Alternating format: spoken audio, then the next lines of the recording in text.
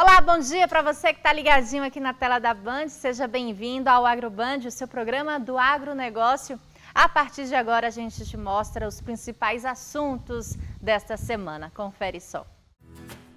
Brasil ultrapassa os Estados Unidos e se torna o maior exportador de algodão do mundo. No Oeste Paulista, produtores da cultura estão otimistas com os números da produção em 2025.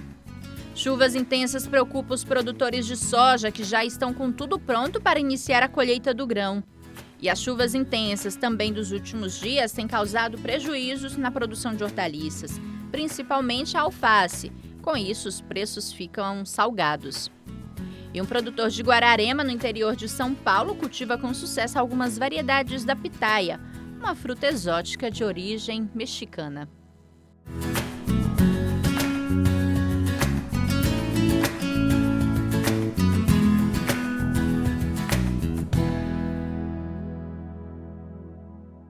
A gente vai começar a edição de hoje falando da produção de algodão. Em 2024, o Brasil passou os Estados Unidos e se tornou o maior produtor do grão no mundo. E aqui no Oeste Paulista, a região que é considerada uma das maiores produtoras do estado de São Paulo, os produtores estão otimistas com a produção de 2025.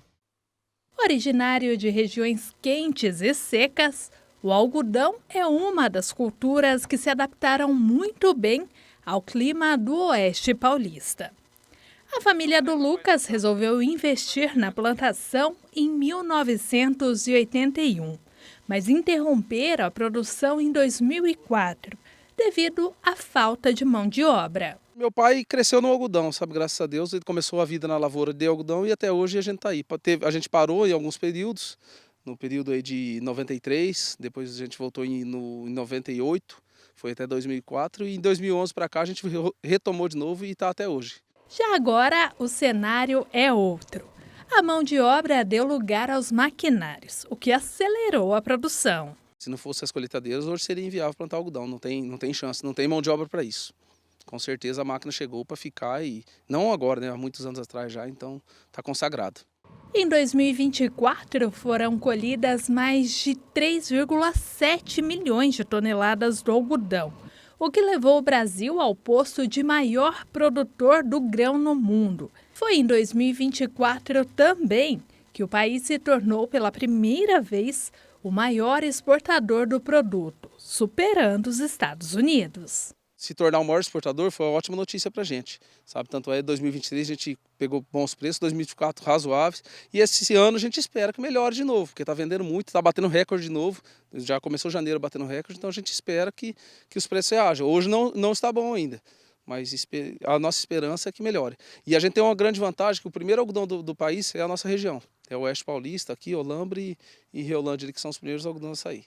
O cenário mudou tanto que agora, em 2025, o setor deve atingir uma meta estabelecida para 2030 e alcançar os 4 milhões de toneladas de pluma produzidas. A área plantada também deve ser 6% maior nesta temporada. Na fazenda do Lucas, que fica em Martinópolis, o plantio começou no final de novembro.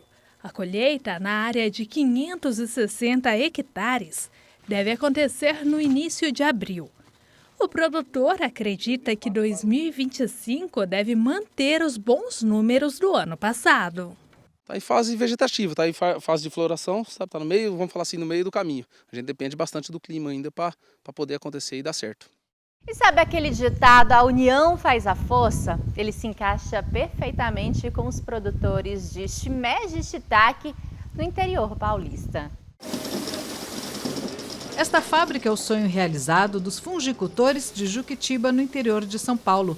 Por dia são produzidos 700 blocos de shiitake e shimeji. Ainda não há funcionários, são os produtores que fazem todo o trabalho.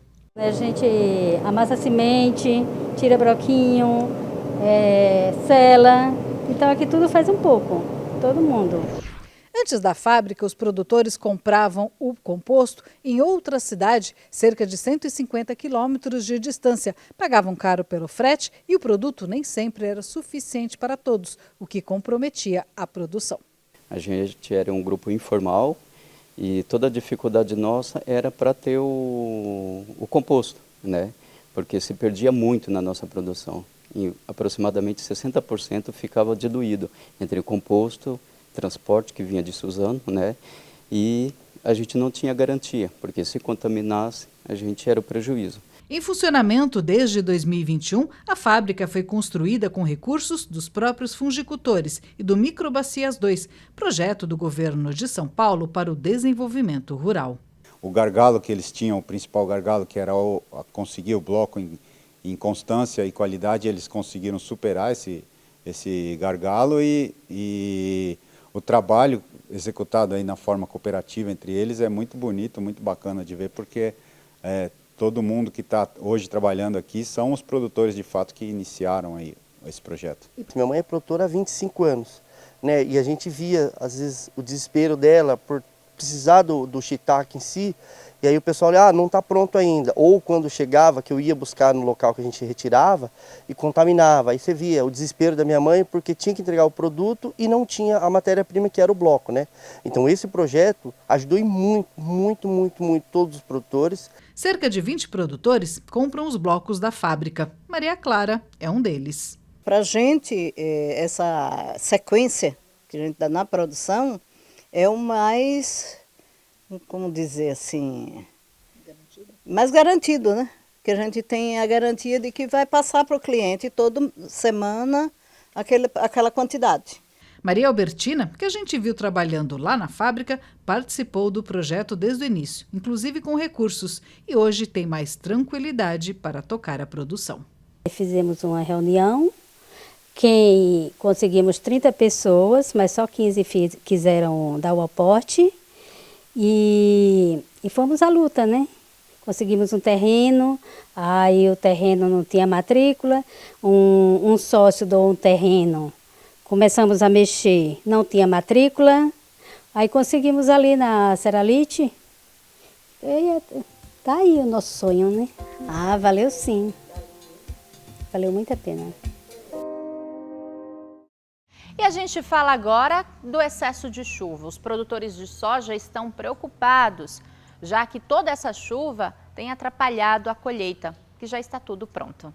A chuva, tão esperada pelos produtores no início da safra de soja, se transformou em um problema. Agora, ela atrapalha a colheita, impossibilitando a entrada de maquinários na área e o plantio da segunda safra. Márcio é um dos agricultores com dificuldades. Eu estou nesses dias parado, né? Tem desde quinta-feira passada que eu colhi a primeira safra, a primeira parte que chegou primeiro, que foi a soja precoce.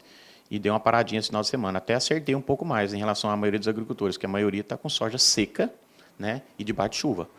Mas eu dei esse intervalo. Então, assim, com relação a voltar a colher, eu já estou pronto para novamente colher, tá? Ciclo médio.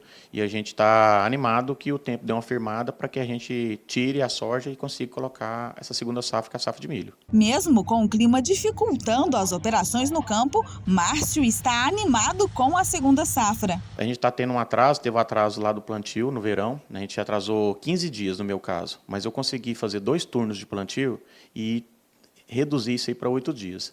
Então, eu praticamente estou com 8 a 10 dias de atraso em relação ao ano passado, tá? O que vai depender de eu ganhar esses 8 dias agora, se o tempo firmasse, se o tempo tiver um tempo de sol e eu conseguir colher até um pouco mais tarde, tá? Conseguir colher um pouco mais cedo, porque condição de plantar rápido o milho eu tenho. Eu não tenho condição de tirar a soja rápido, porque depende da condição climática. A condição meteorológica dos próximos dias vai agradar os produtores que já plantaram o milho e desagradar aqueles que continuam colhendo, já que a previsão é de dias parcialmente nublados, com poucas horas de sol e chuvas prolongadas à tarde e à noite. Isso vai dificultar aí essa colheita, porque a chuva deixa toda a condição de o grão úmido, o solo úmido. Em algumas áreas que a chuva for mais intensa, pode até dificultar a chegada do maquinário na área. Então, de modo geral, vai ter um impacto, sim, nesses próximos dias em relação à colheita da soja aqui na região. O clima da região é influenciado pelo Laninha. Mesmo com menor intensidade, o fenômeno pode trazer consequências para o desenvolvimento do milho, como aponta Gilmar. o Laninha propicia mais chuva na região norte do país. E o corredor de umidade, conhecido também como zona de convergência, traz toda essa umidade para a nossa região, favorecendo assim a formação de nuvens, por isso que nós estamos com muitos dias nublado aqui na região e, consequentemente, chuva. Essa condição ela irá favorecer que nossa região em volume de chuva nos meses de fevereiro e março. Já no mês de abril, com o Laninha perdendo força, entrando num período de neutralidade, aí que se tem essa redução significativa do volume de chuva, que pode sim prejudicar as culturas nessa fase final.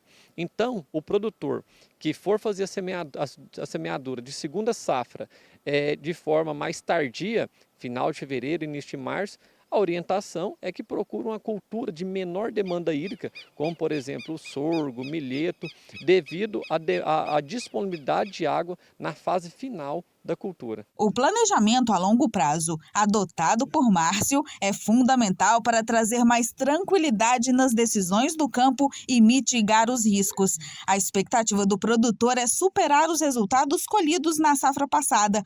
O uso da tecnologia é amplamente difundido para alcançar altos tetos produtivos. Mesmo cultivando a safra 24-25, o produtor já está de olho no próximo ciclo. A minha definição de plantio, ela é feita praticamente uns 5, 6 meses antes, tá? Então, eu já defini meu manejo.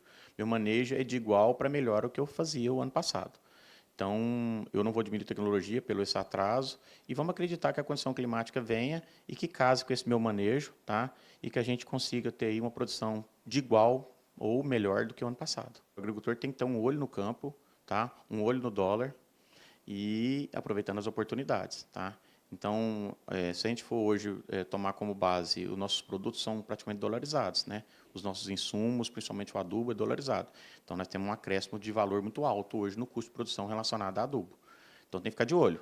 E com relação às variedades de soja, é ficar de olho na produção, aquilo que mais se encaixou, que mais produziu bem, que mais foi responsivo, e tentar repeti-las ou buscar algumas oportunidades novas no mercado. Então, eu estou com um olho no mercado, um olho na técnica, para definir isso daí. Estou pronto. A partir de mais uns 30 dias aí, estou pronto a comercializar, tem que ficar de olho. Se o dólar der uma baixada, a gente tiver condição de negociar um adubo mais em conta, é hora sim.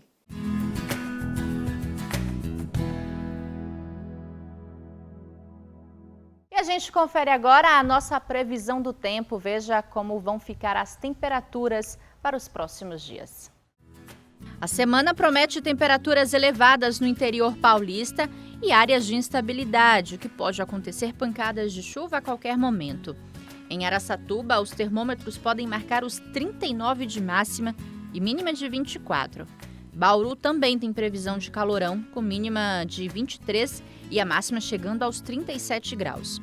Marília pode bater os 39 durante a semana e mínima de 23. Presidente Prudente também tem previsão de muito calor, com mínima de 24 e a máxima chegando aos 39 graus. E em São José do Rio Preto, as temperaturas podem bater os 40 graus na semana, com mínima de 23. Hora de fazer aqui a primeira pausa do Agroband. O intervalo é bem rapidinho, é o tempo de ir lá tomar aquele cafezinho. A gente já volta, mas antes tem as cotações agropecuárias de hoje. A arroba do boi gordo foi cotada em Andradina a R$ 320, em Presidente Prudente a R$ 277,50. A arroba da carne suína foi negociada no estado de São Paulo a R$ 165,50. O quilo do frango vivo fechou no estado no atacado a R$ 8,05 e na granja a R$ 5,40. O litro do leite foi cotado em Avaré a R$ 2,95 e em Campinas a R$ 2,60. A saca do café beneficiado tipo duro foi cotada em Franca a R$ 2.580 e em Marília a R$ 2.900.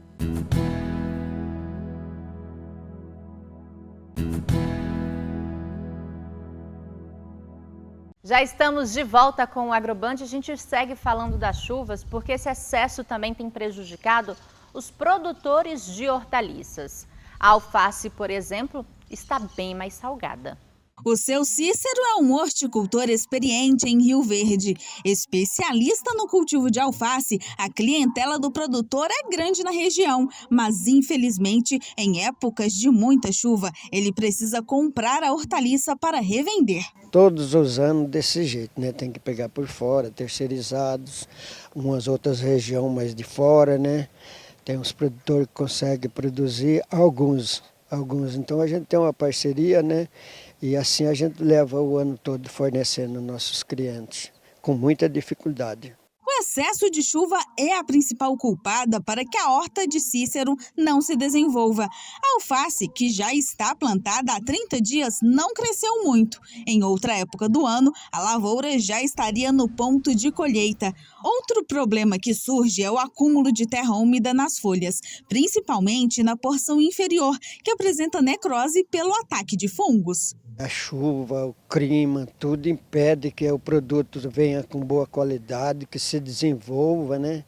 É a época mais difícil do ano. E mesmo durante a reportagem, a chuva ela não deu trégua. Em um mesmo talhão, vocês podem perceber a diferença de desenvolvimento das alfaces. Por conta desse excesso de umidade, a absorção de nutrientes também é prejudicada. Por isso que o senhor Cícero tem que aumentar o investimento em adubação, o que também onera os custos de toda a produção. É muito o custo, mão de obra, preparativo do solo com dificuldade, nasce mais mato, tudo fica mais difícil. A planta não desenvolve, a adubação é triplicada, né? Quanto mais, muito, sem comparação. E com a queda nas exportações do agro, a balança comercial brasileira registrou o menor superávit desde 2022. Em janeiro, o superávit da balança comercial brasileira caiu, atingindo 2 bilhões 164 milhões de dólares, o menor valor para o mês desde 2022.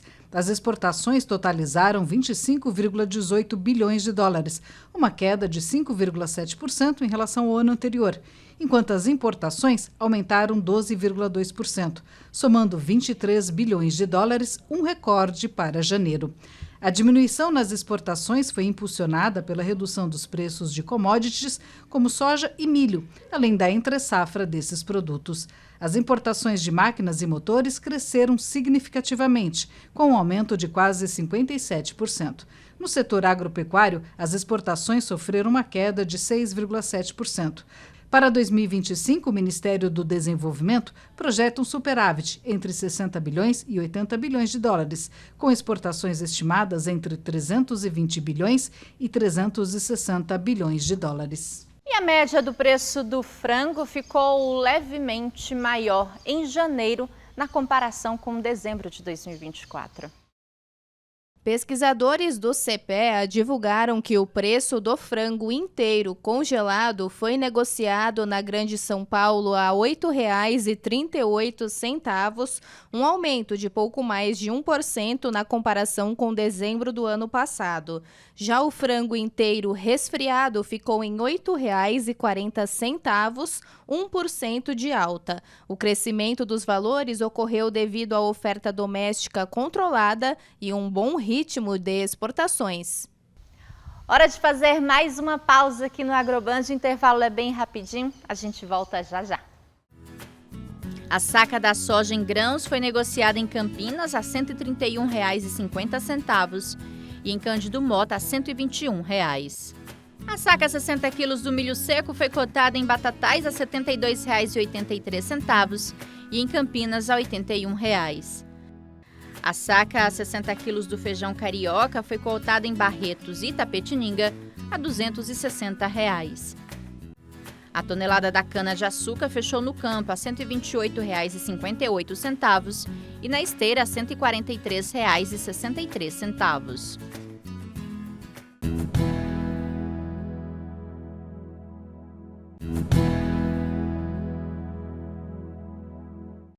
Já de volta com o Agroband, agora para falar que um produtor rural de Guararema, no interior paulista, cultiva com sucesso algumas variedades de pitaia, um fruto exótico do México.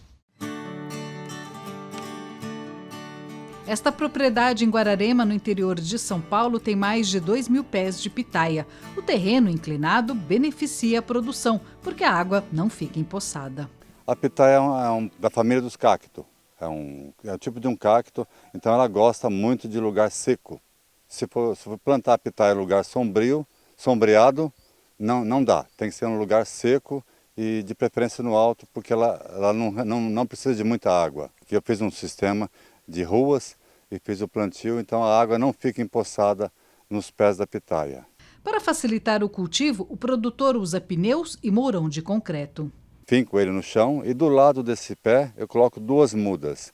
Ela vai subindo e vai enraizando no concreto. Ela solta a raiz e abraça o concreto. Daí aqui em cima eu coloco um pneu, ela passa por dentro do pneu e não tem mais para onde ela subir, aí ela debruça o cladódio em cima do pneu. O pneu que eu coloco aqui é um pneu furado embaixo para não juntar água por causa da dengue e fica essa rama bonita. Esses pés têm cerca de 12 anos e costumam dar em média 60 pitaias por safra. Segundo o produtor, quanto mais adulta a planta, mais produção. Essa rama aqui, por exemplo, tem 3 pitaias, mas é preciso saber fazer a poda. Tem que tirar essa rama, esse cladódio que deu fruto o ano passado, né? Esse não vai dar fruto e vai estar sugando a energia da mãe. Então a gente tira esse cladódio, pica ele e devolve como matéria orgânica no pé da planta, né? Esses cladódios, que são machos, acabam sugando a energia da mãe. Então a gente tira esses cladódios para fora. O que vai dar o fruto é esse cladódio comprido, que é o cladódio fêmea. Então esse cladódio, o ano que vem, vai dar bastante frutos aqui.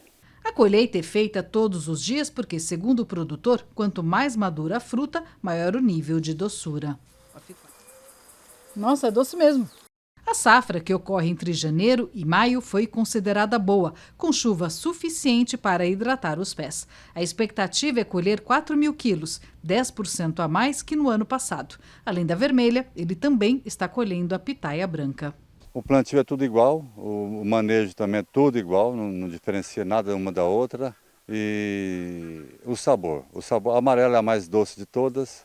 Eu particularmente gosto da branca e a maioria das pessoas gosta muito da vermelha. De janeiro a maio me dá um sustento muito gratificante aqui na roça. Quanto que o senhor vende o quilo? Eu vendo ela a R$15 o quilo para o consumidor final e no atacado a gente faz um preço diferenciado para que ele possa ganhar a parte dele também. E por hoje é só. Muito obrigada pelo carinho da sua audiência. Tenha um bom dia, uma boa produção. Até o nosso próximo encontro. Tchau.